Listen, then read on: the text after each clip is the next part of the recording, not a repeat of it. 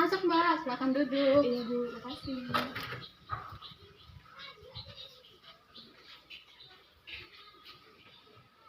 Apa kabar hari ini Mbak? Alhamdulillah kabar saya baik Bu. Alhamdulillah kalau begitu.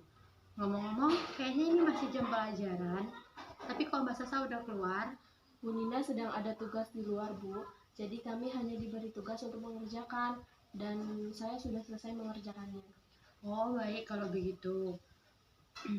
Apa ada yang bisa Ibu bantu? Iya Bu, terus terang saja sebenarnya ada sesuatu yang mau saya bicarakan dengan Ibu. Maka dari itu saya datang kemari menemui Ibu. Baik Mbak Sasa, Ibu akan mendengarkan apa yang Mbak Sasa ceritakan. Namun di sini Mbak Sasa tidak perlu khawatir, karena dalam proses konseling ini ada Ibu memiliki azas, yaitu azas kerahasiaan, di mana semua persoalan yang konseling alami dan konseling ceritakan itu akan Ibu rahasiakan. Jadi begini Bu, saya ada masalah dengan karir saya ke depannya setelah lulus SMK. Kalau Ibu boleh tahu, apa yang menyebabkan Mbak Sasa bermasalah dengan karir Mbak? Sebenarnya saya bingung Bu untuk menentukan pilihan selanjutnya untuk lanjut sekolah atau bekerja Bu setelah lulus sekolah kejurusan ini. Kalau Ibu boleh tahu, apa yang menyebabkan Mbak Sasa bingung Mbak? Jadi gini Bu, saya merasa bingung antara lanjut ke jenjang yang lebih tinggi atau lanjut bekerja Bu. Saya bimbang kalau saya harus lanjut sekolah, berarti orang tua saya harus mengeluarkan uang lebih banyak lagi untuk saya, supaya saya bisa bersekolah lebih tinggi. Sedangkan kalau saya memilih bekerja, saya belum siap Bu, karena saya merasa ilmu yang saya punya belum mumpuni untuk bersaing di lingkungan kerja. Tetapi saya juga tidak bisa egois memaksa orang tua saya untuk menyekolahkan saya ke jenjang yang lebih tinggi karena saya tahu keadaan ekonomi saya dari kelas menengah ke bawah. Oh, jadi begitu. Kalau Ibu boleh tahu, apakah orang tua Mbak Sasa mengetahui permasalahan yang Mbak Sasa alami? Jujur Bu, saya tidak berani membicarakan persoalan ini kepada orang tua saya. Saya takut menambah beban pikiran mereka. Bahkan adik-adik saya juga masih sekolah Bu. Jadi saya tidak ingin merepotkan orang tua saya. Dari yang tadi kamu sampaikan, Mbak Sasa sekarang merasa bingung ya Mbak ya, untuk menentukan langkah ke depannya setelah lulus SMK. Dan Mbak Sasa juga belum bisa berterus terang kepada orang tua ya Mbak. Iya Bu, saya merasa benar-benar bingung untuk masa depan saya ke depannya. Di sisi lain saya ingin melanjutkan bersekolah ke jenjang selanjutnya.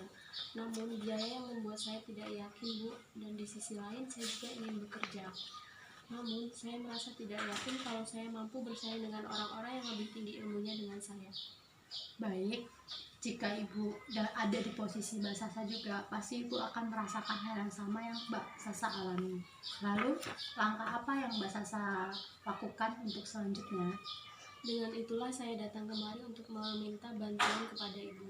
Saya ingin melanjutkan ke jenjang yang lebih tinggi lagi, tapi saya kurang yakin Bu. Jadi dapat dikatakan kalau Mbak Sasa mempunyai impian ya Mbak ya untuk bersekolah, untuk berkuliah sesuai dengan jurusan waktu SMK. Tetapi Mbak Sasa mengira kalau Mbak Sasa tidak memiliki biaya yang cukup sehingga Mbak Sasa merasa tidak yakin. Begitu Mbak? Iya benar Bu, saya tidak mau terus-terusan seperti ini apalagi sekarang sudah mendekati ujian kelulusan. Saya takut kepikiran terus dan akan berpengaruh kepada nilai-nilai saya Bu. Baik, jadi Mbak Sasa tidak ingin berkeputusan seperti ini ya Mbak? Betul Bu, lalu saya harus gimana? Baik Mbak Sasa, dalam permasalahan yang Mbak Sasa alami kali ini, Mbak Sasa harus berterus terang dulu terlebih dahulu kepada orang tua Mbak Sasa. Karena orang tua memang sangat berperan penting terhadap masa depan Mbak Sasa.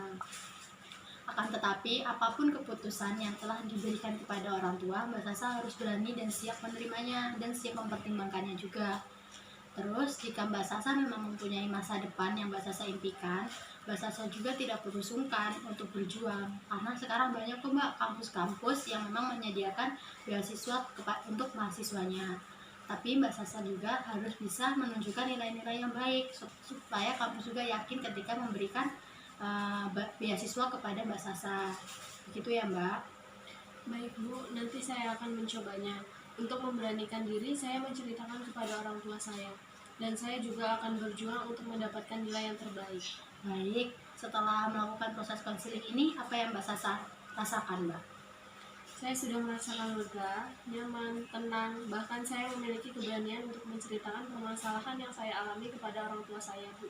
Baik, alhamdulillah jika Mbak Sasa memang sudah mendapatkan atau mencari jalan keluar yang Mbak Sasa inginkan. Ya, baiklah. Semoga pertemuan kali ini dapat bermanfaat buat Mbak Sasa ke depannya. Dan jika lain kali Mbak Sasa memiliki masalah, Mbak Sasa jangan sungkan untuk datang ke ruangan Ibu. Ibu pasti akan selalu di ruangan. Iya, Bu, terima kasih atas bantuannya, sangat bermanfaat. Saya pamit dulu ya, Bu. Assalamualaikum. Oh iya, waalaikumsalam.